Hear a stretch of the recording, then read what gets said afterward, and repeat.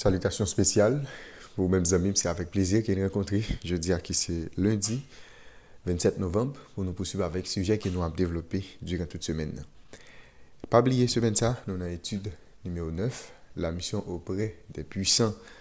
C'est sujet semaine. Mais je dis, nous allons louer ensemble Naaman, un personnage vraiment important dans la Bible, surtout dans l'Ancien Testament. Et bien, ces personnages, ça, je dis, nous allons considérer comme étant sujet. Bien avant que nous entrions dans la portion que nous devons jeudi, à nous prier, bon Dieu. Papa, nous qui dans le ciel là, c'est pour nous bénir, c'est pour nous louer, exalter, de maintenant et pour toute l'éternité. Merci pour tout ce que vous fait pour nous qui allait au-delà des attentes, nous, au-delà de ça même, nous sommes capables d'espérer. Maintenant, nous allons étudier la parole, nous demandons au bon Père qui va avec nous, nos esprits bon comprendre et que parole ça nous va bien comprendre et puis mettre en application. Merci parce que vous entendez nous déjà. Dans le nom de Jésus, nous prions. Amen. Amis, moi, un grand plaisir pour vous remercier, féliciter, encourager pour l'ensemble d'efforts que vous même consenti jour après jour pour capable étudier la parole de Dieu à travers guide d'études école du sabbat. Mais à rappeler, chaque fois fini d'étudier plaisir PAM, c'est encourager ou partager sujet ça, partager étudier avec entourage comme ça, pour capable encourager, faciliter plus le monde étudier le son école du sabbat. Si vous pas de quoi abonner, nous allons profiter de faire ça et puis à encourager l'autre monde faire même gens avec vous. Sujet ce maintenant, c'est numéro 9, la mission auprès des puissants. Verset à mémoriser. Et que servirait-il à un homme de gagner tout le monde s'il perdait son âme? Ou que donnerait un homme en échange de son âme? Matthieu chapitre 16, verset 26, c'est texte pour nous qui dans tête nous durant l'étude semaine. Dans la prochaine étude du matin, nous avons un homme arrogant qui s'est Nebuchadnezzar et que bon Dieu t'a le faire passer quelques temps à vivre de les animaux. Et bon Dieu t'a le faire vivre de les animaux. Et parce qu'il était arrogant, il était quitté orgueil l'hypothèse. Mais nous avons parlé par la suite, il t'a reconnaître autorité bon Dieu et bon Dieu t'a remettre encore sous pouvoir. Ça veut dire nous bon Dieu pas seulement un Dieu qui est intéressé avec celui-là qui est faible ou bien celui-là qui est pauvre, mais bon Dieu est intéressé avec celui-là qui est très puissant et celui-là également qui est riche. Je dis à nous voilà l'autre personnage important de la Bible qui c'est Naaman. C'est sujet nous ça pour aujourd'hui. Naaman. Eh bien nous connaissons Christ est mort pour tout le monde, indépendamment des monde qui ont des richesses qui ont gagné, des appartenances ethniques ou bien de statut.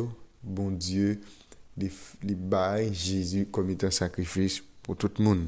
Bon Dieu atteint puissant également qui pas chrétien dans le monde que nous avons aujourd'hui.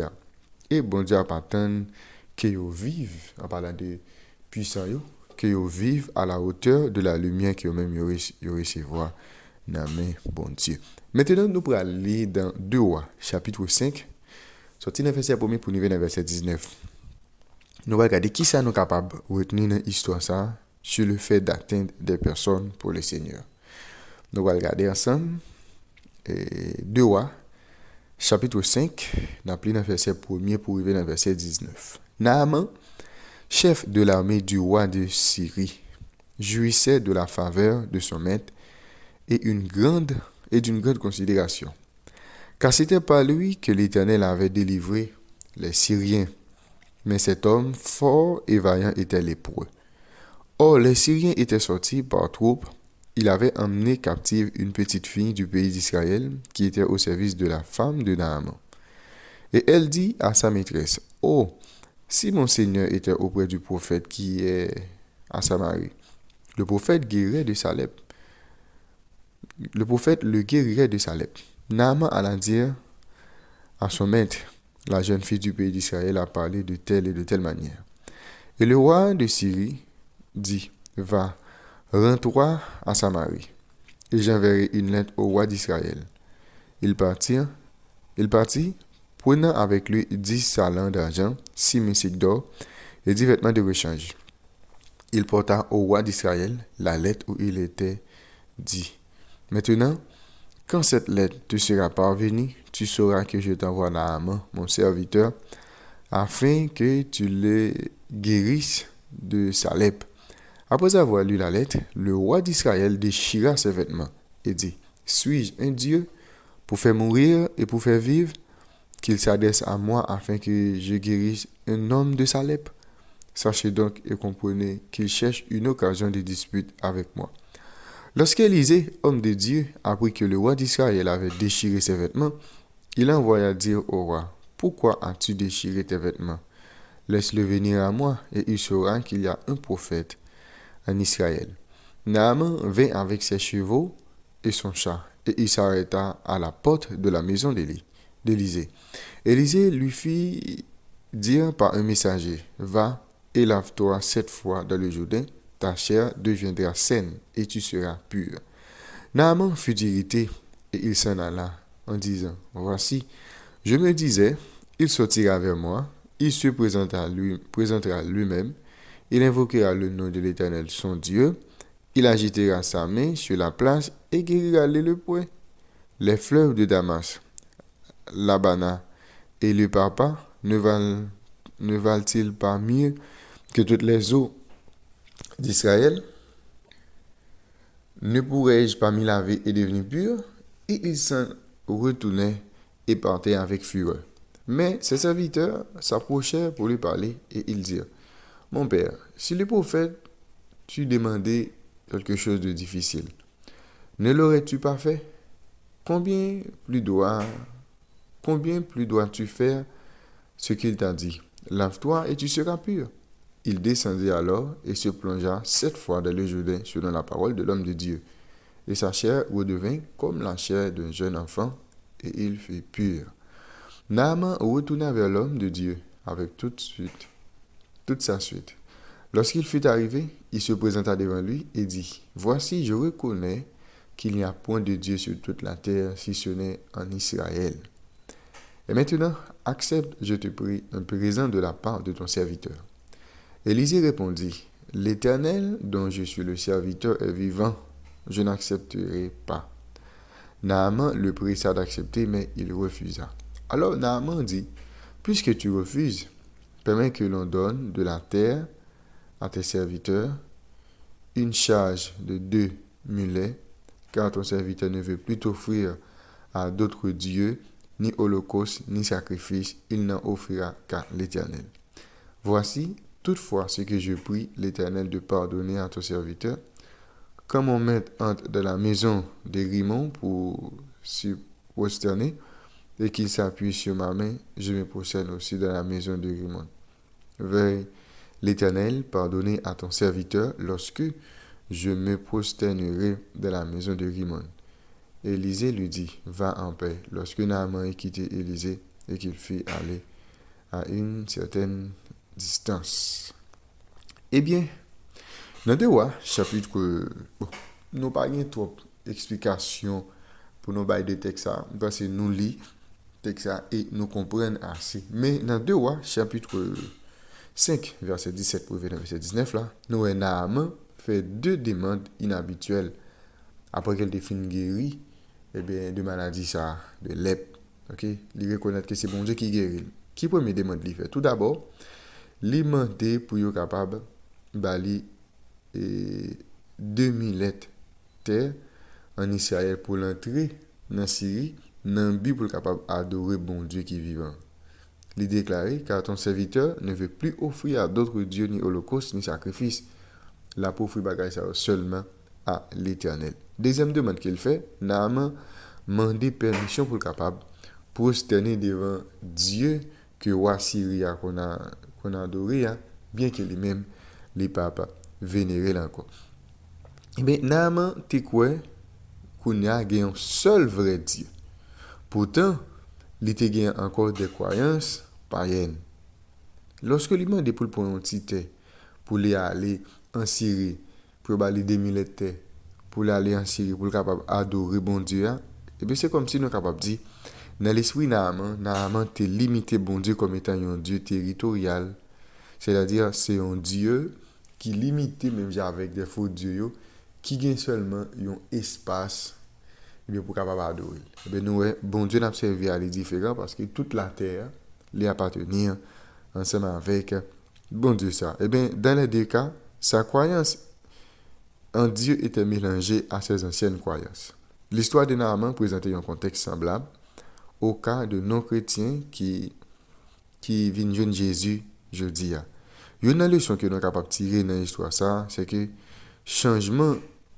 les changements de vision du monde prennent du temps. C'est-à-dire, en plus de fois, des gens ont accepté Jésus avant qu'ils aient changé, eh bien, ça prend du temps. Parce que des gens qui tellement été enracinés eh bien, dans des croyances païennes, lorsque vous venez accepter Jésus avant qu'il y ait un changement complet qui fait dans la vie, eh bien, ça prend du temps parce qu'il y a une racine eh bien, païenne qui est difficile pour capable déraciner. Eh bien, deuxième demande là, qui est encore paraît plus troublante. Pour qui ça n'a demandé permission pour capable eh bien, s'incliner devant Dieu, roi, il te conserver, et il demander ensuite pour bon Dieu capable pardonner. Eh bien, nous, réponse prophète là, il était un indice qui est vraiment intéressant parce que prophète là, il dit, ou mettre aller en paix. En tant que monde qui est puissant en Syrie, Naaman, eh bien, tu as des devoirs pour être capable d'accomplir.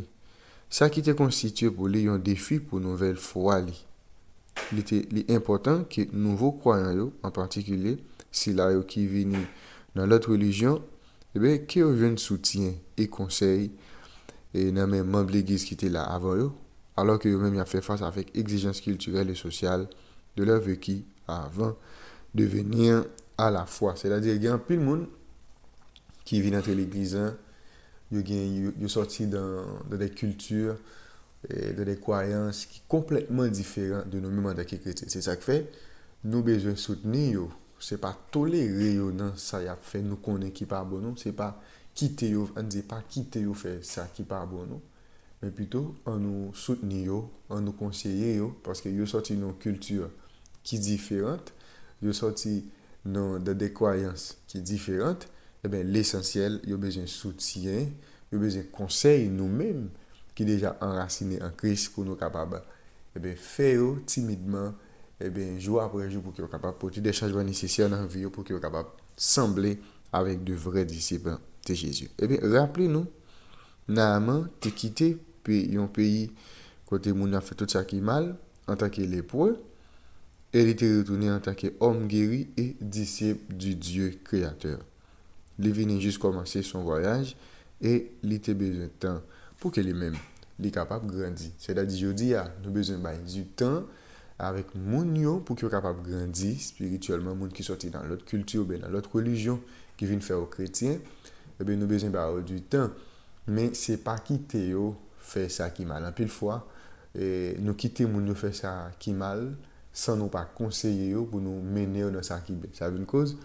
Les gens qui sortent dans le monde entre l'église, ils viennent par trop de différences parce que même conduite que tu gagné lorsque tu es dans le monde lorsque tu es non croyant, lorsque vous venez non croyant, vous été même gens parce que nous avons temps pour changer sans que nous pas soutenir, sans que nous pas conseil, sans que nous pas instruire pour nous montrer qui ça doit faire avec ça ou pas de faire. C'est-à-dire nous dans le cas Naaman a besoin du temps pour être capable de grandir parce que non seulement il était élevé dans des conditions qui étaient nettement différentes de monde qui a servi bon Dieu et puis tout, il était un chef. C'est-à-dire il était besoin plus de temps, mais il avait besoin plus de soutien et plus de conseils.